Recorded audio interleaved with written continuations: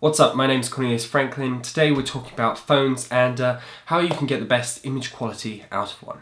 Let's do this.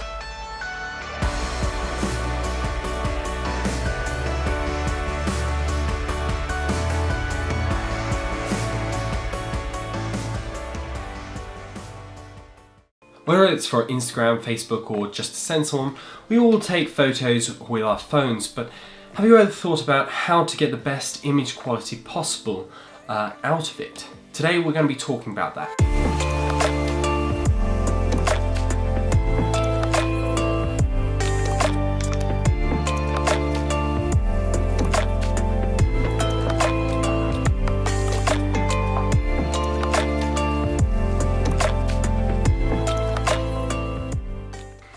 So the first thing you want to do is actually get as much light as physically possible. So stuff like shooting next to a window or even outdoors because the sun is pretty bright, or setting up lights if you have them. But my recommendation would be shoot somewhere where you've got as much light as physically possible because that lens is pretty small and it doesn't let a lot of light in. Number two is clean that lens. So just take your phone out right now and have a look at the lens. Tell me, is it clean? If it's not clean, then you're not going to get a great image out of your phone. So the first thing you want to do is clean. I recommend using something like a lens pen. I'll drop a link down below to where you can acquire one. It works really well. You've got a brush end, you just need to brush the basic dust off, and then you've got it's a bit like a microfiber cloth, but it also has some special chemical stuff. It used to be found in old newspaper ink that is really good at removing basic fingerprint smudges or anything from anyone who's decided to go and put their big greasy finger all over your lens, which not very nice of them, is it?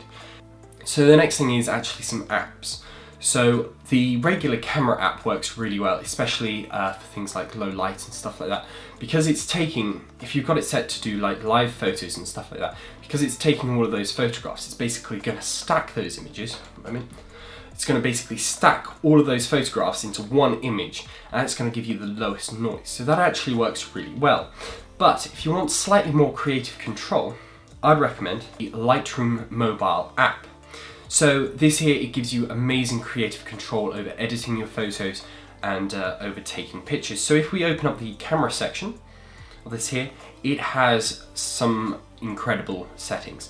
So you've got Pro, HDR, which is high dynamic range imaging, or automatic. So for lots of people, I'd recommend using automatic. It just does a marvelous job.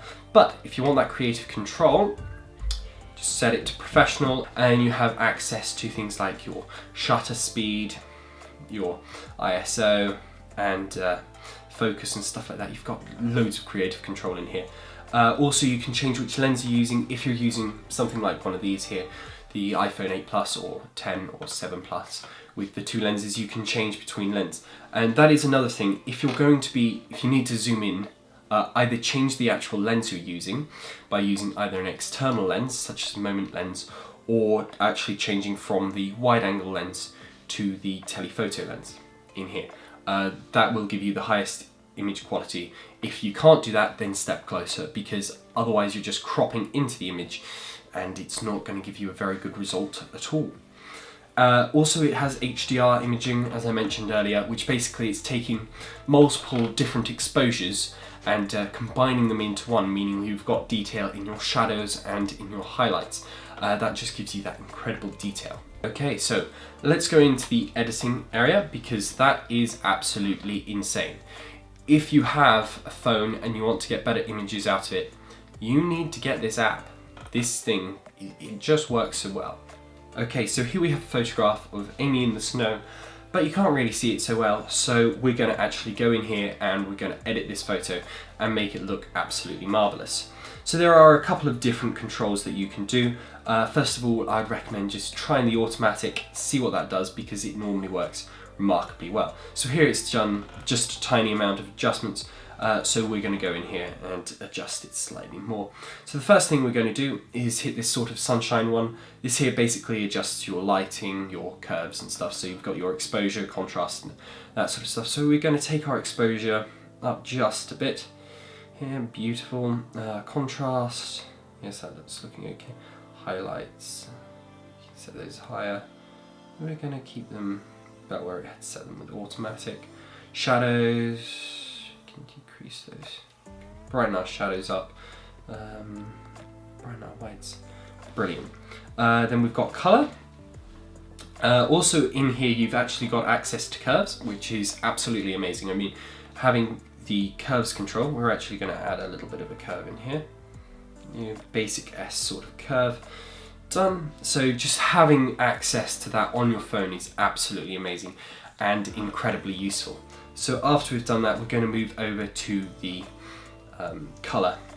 So in here you can adjust your colour, your white balance, your tint, your vibrance, your saturation. So we're just going to adjust these. So because it's at winter time, we're going to give it a slight blue tint, not too much, just a little bit blue. Basically blue just makes your image seem a little bit colder, more like you're in the middle of the winter. We're going to add a little bit of saturation and vibrance into this image. The other thing we're going to do is there's a little button here which looks kind of like a lens, and basically what this is going to be doing is it's going to be correcting the optics. So if there's any objects which should be straight which aren't straight, it's basically going to fix all that problem. So we've done that now. Okay, other things we're going to do, that's looking good. And then you can also do some specific area adjustments. So we're going to grab the paintbrush tool, and we're actually going to paint over this area in the foreground because it's a little bit distracting. And what we want to do is we just want to make it slightly less sharp, slightly less contrasty, so it's basically disappearing. So we want to take the exposure of that area up a little bit, the saturation of it down, a little bit over towards the blue, that's good. And then we're going to go into effects. You've got dehaze or haze, so we're going to add a little bit of haze, just a touch, and take a bit of the clarity down, and sharpening. Just going to take a little of the sharpness down, basically trying to make it slightly less distracting. So now this image is looking good. We're going to add in a nice little another area adjustment. This one here basically is a graduated filter almost for your lens. But anyway, we're just going to drag this one down. And what we're going to do with this one here is we're going to add a little bit of haze to the image. It's in here. Add a little bit of haze. Make it look like there's slightly more snow, and take the exposure up just a bit. That looks good. And we're going to do one more of these area adjustments. This one here's a slight oval shape sort of area adjustment, and we're actually just going to use this to adjust Amy. So basically we're using it just to adjust where Amy is. Okay, and what we're going to do here is we're going to take the contrast up a bit, we're going to take a little bit of the saturation up, temperature, there we go. We're going to add a little bit more clarity, add a little bit of sharpening. Just basically to make Amy stand out from the image. Here, that's looking nice. That looks kind of a lot better than it was previously. Okay, let's just go. Just going to adjust this one here in the bottom again. We're just going to take a little bit more of that sharpening off. Amy, sharper, a little, brighter. Yeah. Just kind of making sure that she stays looking like she's in the image. Obviously, we don't want to affect it too much. Yes, that's looking good. A bit more colour. Okay, that's looking good. Hit the check mark. So now this image is looking much better. If we have a look at it before and after, you can definitely see which one looks better here. So that is an amazing thing that you can do. So let's just do another really quick edit on this image here. We're just going to hit the automatic button, which has already done a absolutely marvelous job to this image here. We're just going to do another graduated filter style. Oop, that's the wrong one. Get rid of that one. Just going to do another kind of drag in graduated style filter. Drag that one in from the top of this image here, just so we can affect just those clouds. we're going to actually warm those clouds up a bit. Somewhere around there.